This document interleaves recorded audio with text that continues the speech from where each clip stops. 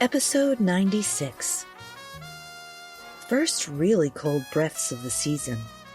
Welcome, little snowflakes. It's your turn to sparkle. Greetings and welcome into the Pawtuxet General.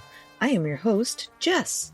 This week we continue with last week's leftovers, so I hope you still have that cranberry juice, because I've got something to say about cranberries, and also a historic and local way to preserve meat, pemmican. Not to mention the continuation of The Murders in the Rue Morgue by Edgar Allan Poe. But first, I must thank our Patreon subscribers. These heroes are the horseback riding, flying, train riding, bad guy fighting, magic wielding folks who come just in the nick of time, without whom we would still be tied to the train tracks. Phew!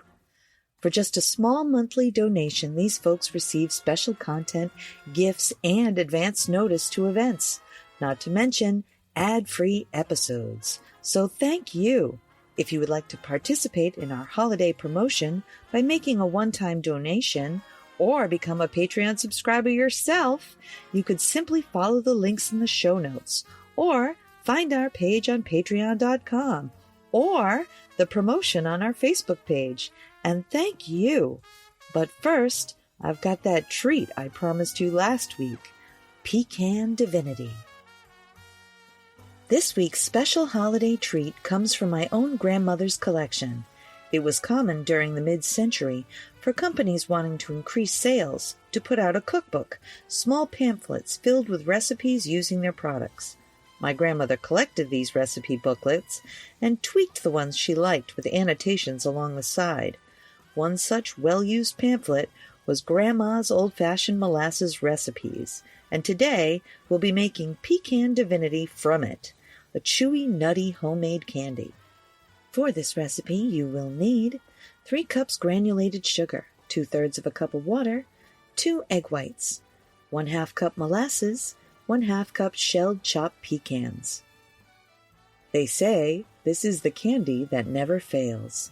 Cook the sugar, water, and molasses very slowly until it forms a little firm ball in cold water, 240 degrees Fahrenheit on a candy thermometer, which I suggest you use. This stage is reached about 8 minutes after the mixture boils all over the top. Remove the pan from the burner while testing. Pour slowly in a fine stream into the well-beaten egg whites, beating consistently. Continue beating until mixture thickens and is cool. Turn into a well-buttered pan, 6 by 10, sprinkle with pecans, and cut into squares. The divinity sets in about 15 minutes. Enjoy. Long before people came here in boats, the local Native American tribes knew and used the valuable resource that is the cranberry. This special plant, which propagates like a strawberry and with seeds, grew wild in bogs, near the ocean and along the shore.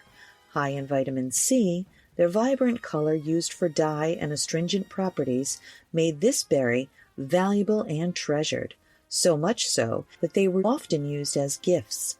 It took a while for colonists to understand the value until, as NationalGeographic.com says, in all likelihood, the American cranberry was completely new to the European settlers, who came mostly from southern England. Certainly there are cranberries in Great Britain, so the colonists may have had a frame of reference for it, says Stephen Cole, author of The Cranberry, Hard Work and Holiday Sauce. The cranberry that became the cultivated cranberry that's harvested and eaten today is distinctive to North America, though. The colonists had a few names for the cranberry. Craneberries, for the way the flower, produced in early June before the fruit grows, resemble the head and bill of a sandhill crane. Fenberries, for the fens, an antiquated word for bogs, where cranberries grow. Bearberries, for the bears that were apparently often seen snacking on them. In 1622, the British brought honeybees to North America, changing the way the colonists could use the fruit. Once there was a consistent form of sweetening, says Cole, the cranberry takes off. It gets used as a slightly tart side dish and ends up in pies and tarts. Soon, it's featured on the tables of high society. William Tudor, a satirist and well-known figure among Boston society in the early 19th century, wrote mockingly of cranberry sauce that it is eaten with almost every species of roast meat, particularly the white meats, turkeys, and etc. Some even eat it with boiled fish, and I knew one person, otherwise a very worthy man, who eats it with lobsters for supper. There are independently owned cranberry farms across the northern United States and southern Canada, and some American Indian tribes have kept their connection to the berry. An organic cranberry farm in Oregon, Coquille Cranberries, is owned and operated by the members of the Coquille tribe, and each year, on the second Tuesday of October, the Wampanoag celebrate Cranberry Day on Martha's Vineyard. As far as the story of record on cranberries, NewJersey.gov has this to say. The history of cranberries is older than the recorded history of America. The natives called the red berries Sassanish and also Pecan. The Pilgrims gave this fruit the name craneberry. Over the years, the name has been shortened to cranberry. The New Jersey Pinelands, one of the few places where cranberries grow naturally. Cranberries grow on vines, which are very close to the ground. They need sandy, acidic soil, which has a high water table. This wet area is called a bog. In New Jersey, cranberry farming began in 1835 in a bog near Burrs Mill in Burlington County.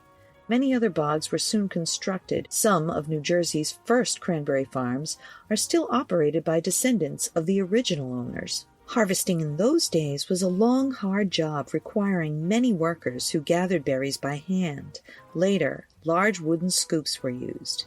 Since the 1960s, the wet picking method has been used. First, the bogs are flooded. Then a machine with a large water wheel is driven through the bogs. This knocks the berries off the vines and they float on the water.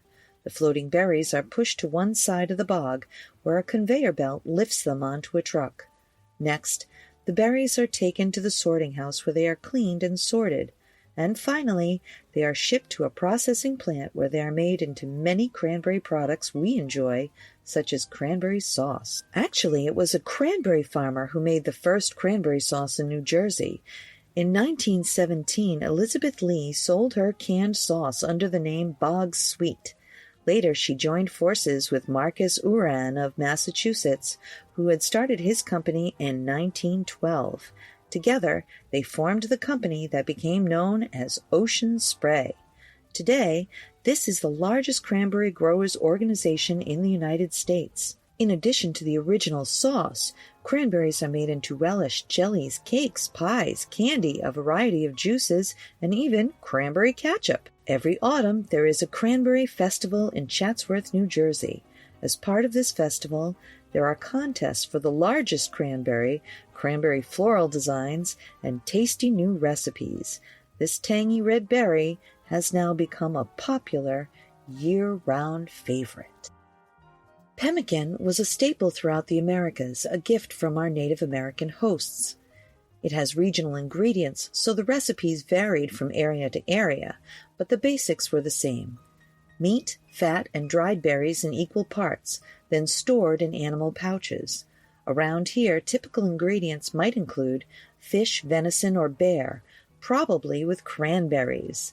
The fat would be fully rendered off of animal meat. Then the fish or venison or bear, whatever you used, would be sliced very thin and dried, then pounded to fluffy shreds. Mix that with pounded dried cranberries and rendered bear fat and shape into little cakes. These were put in skin bags for preserving. Unlike cranberries, though, pemmican has yet to make its way back into the culinary mainstream. There is some contemporary interest in this American staple, mainly from those following the trendy paleo diet. One blogger called pemmican the paleo version of the candy bar, creamy and almost naughty. And among extreme athletes and long-distance hikers looking for a higher ratio of fat to protein. But for most Americans, chances are that deer meat and cranberry candy mash won't be making an appearance on the Thanksgiving table anytime soon. Unless you are one of the adventurous, constant listeners. Think about it and enjoy. I want to tell you about my friend Mike and his electromagnetic pinball museum and restoration arcade. It's an all-inclusive place to relax and share anything related to modern pinball and arcade games. A group of pinball and arcade fans with an addiction to games of all kinds and Lego too. $10 gets you free play on pinball and arcade games all day. You can find them at 881 Main Street, Pawtucket, Rhode Island, or online at www.electromagneticpinballmuseum.com. And now the continued reading of The Murders in the Rue Morgue by Edgar Allan Poe.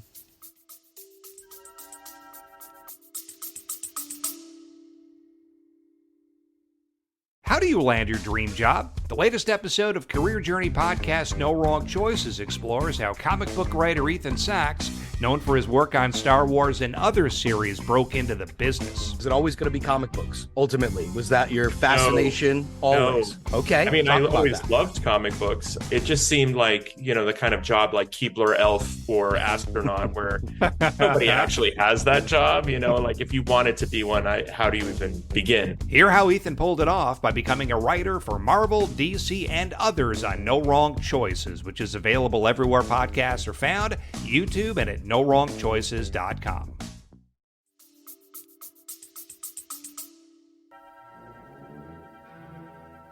We must not judge of the means, said Dupin, by the shell of an examination. The Parisian police, so much extolled for acumen, are cunning, but no more. There is no method in their proceedings, beyond the method of the moment. They make a vast parade of measures, but not unfrequently those are so ill adapted to the objects proposed as to put us in mind of Monsieur Jourdain calling for his robe de chambre pour mieux entendre la musique. Vidocq, for example, was a good guesser and a persevering man, but without educated thought he erred continually by the very intensity of his investigations. He impaired his vision by holding the object too close. He might see perhaps one or two points with the usual clearness, but in doing so he necessarily lost sight of the matter as a whole. Thus there is such a thing as being too profound. Truth is not always in a well. In fact, as regards to the more important knowledge, I do believe that she is invariably superficial. The depth lies in the valleys where we seek her, and not the mountain-tops where she is found. The modes and sources of this kind of error are well typified in the contemplation of the heavenly bodies. To look at a star by glances, to view it in a sidelong way, by turning toward the exterior portions of the retina, more susceptible to feeble impressions of light than the interior, is to behold the star directly, is to have the best appreciation of the luster, a luster which glows dim just in proportion as we turn our vision fully upon it.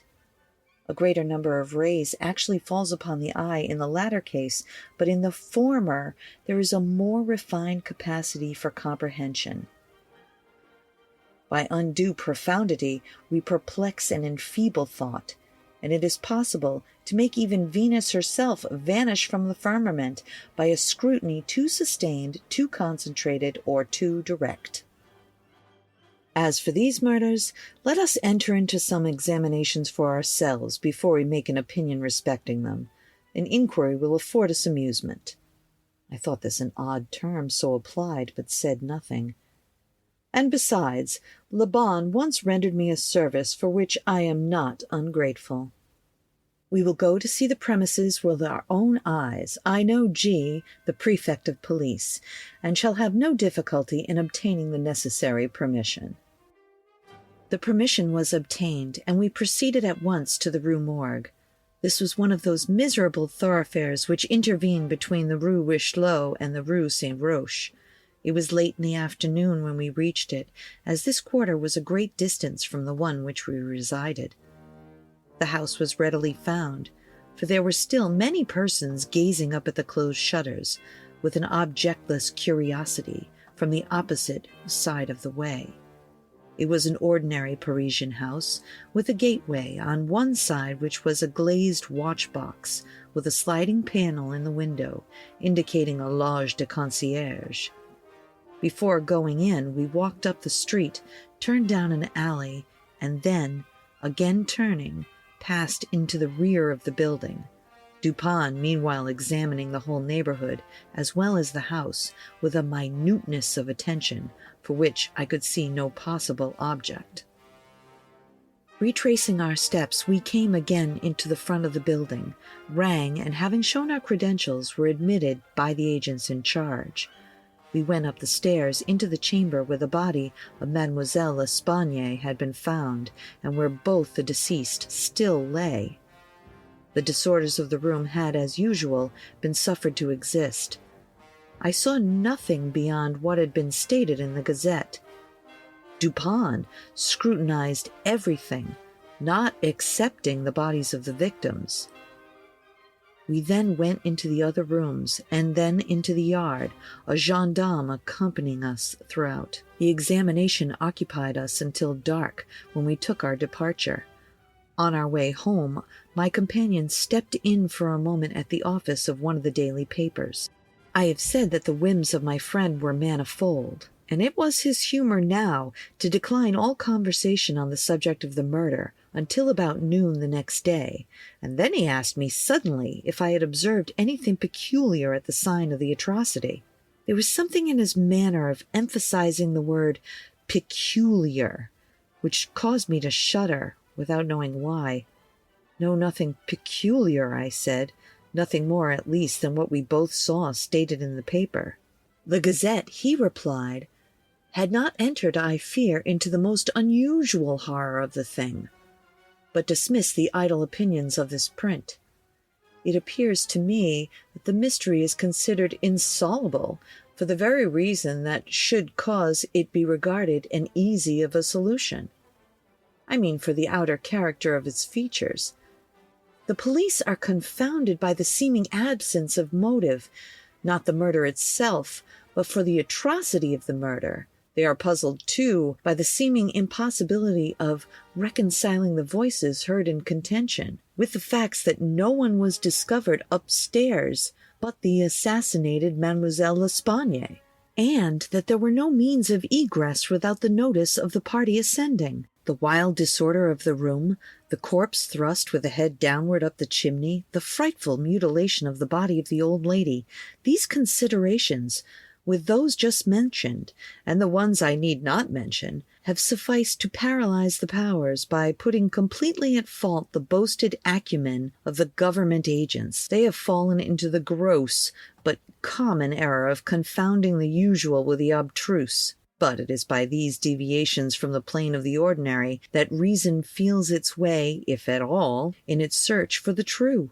In investigations such as we are now pursuing, it should not so much ask what has occurred as what has occurred that has never occurred before. In fact, the faculty with which I shall arrive or have arrived at the solution of this mystery is in the direct ratio of the apparent insolubility in the eyes of the police. I stared at the speaker in mute astonishment. I am now waiting, continued he, looking at the door of our apartment.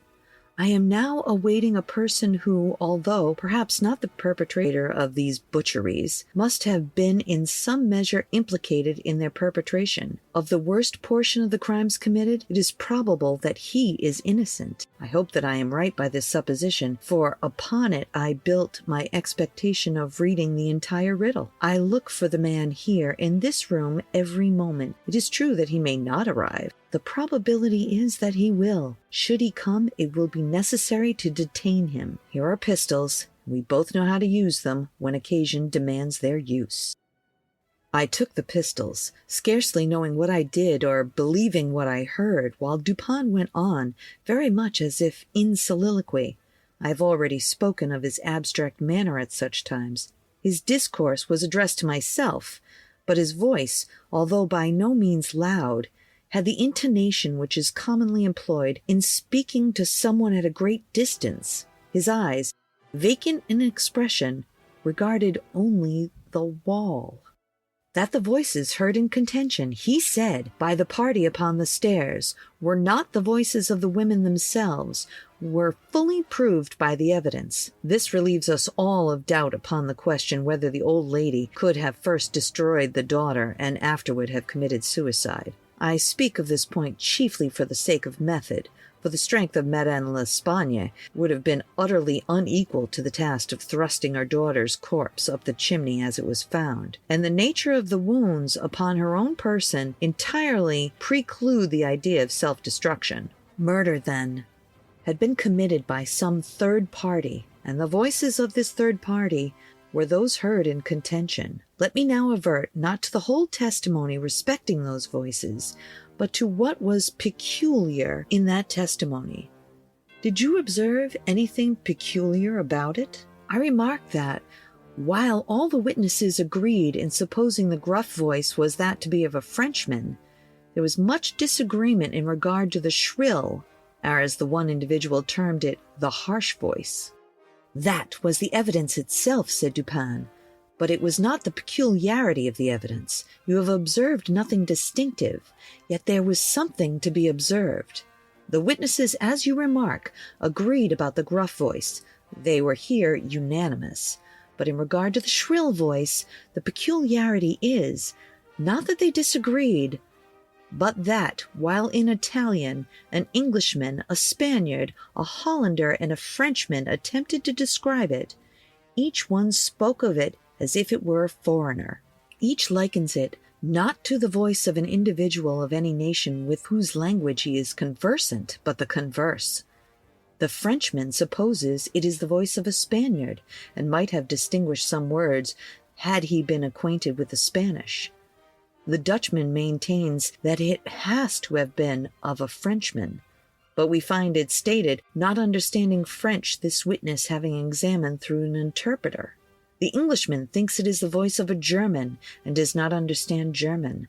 The Spaniard is sure that it is an Englishman, but judges by the intonation altogether, as he has no knowledge of the English. The Italian believes it is the voice of a Russian, but has never conversed with a native of Russia. And the second Frenchman differs, moreover, with the first, and is positive that the voice is that of an Italian, but not being cognizant of that tongue, is, like the Spaniard, convinced by the intonation. Now, how strangely unusual must that voice have really been, about such testimony as this could have been elicited, in whose tones even denizens of the 5 great divisions of Europe could recognize nothing familiar. You will say that it might have been the voice of an Asiatic, of an African. Neither Asiatics or Africans abound in Paris, but without denying the inference, I will now merely call your attention to 3 points. The voice is termed by one witness harsh rather than shrill. It is represented by 2 others to have been quick and unequal. No words, no sounds resembling words, were by any witness mentioned as distinguishable.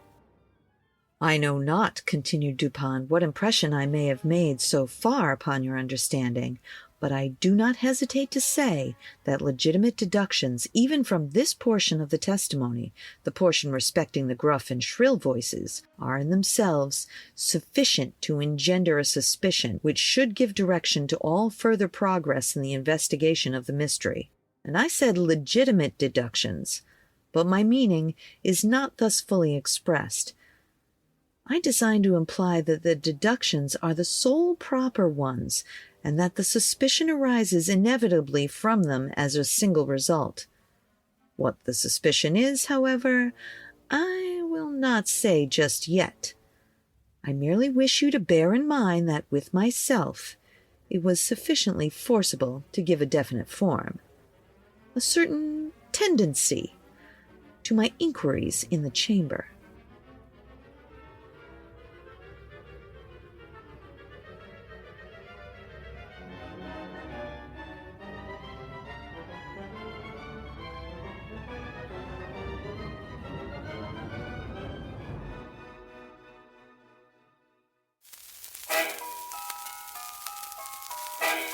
Thank you for joining us once again today at the Pawtuxet General.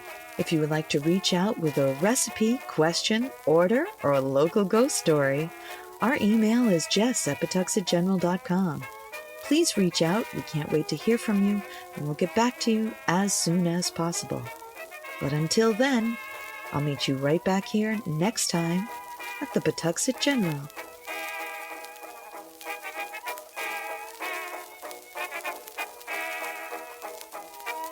A Something for Posterity production, pre-recorded in Pawtuxet.